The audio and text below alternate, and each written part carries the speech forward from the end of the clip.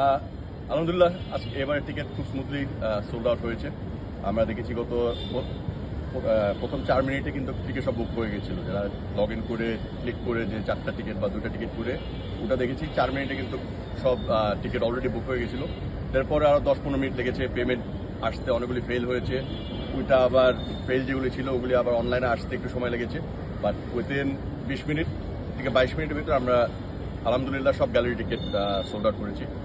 এই মুহূর্তে আমার মনে হয় লাস্ট যেটা দেখে এসেছিলাম আবার 60টা ক্লাব হাউসের মতন 100টা ক্লাব হাউসের মতো বাকি আছে, আর রেড বক্সের মনে 60টার মতো বাকি আছে।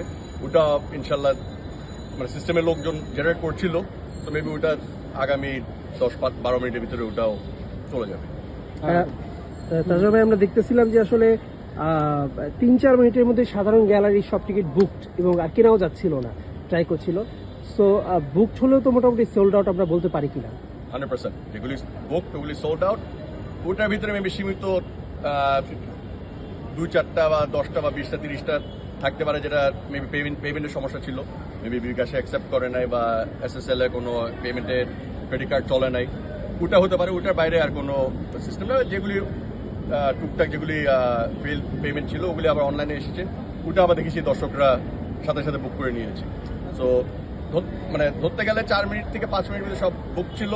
যেটা বললাম 22 মিনিটের ভিতরে আমরা দেখেছি আমাদের gallery completely sold out, payment completed.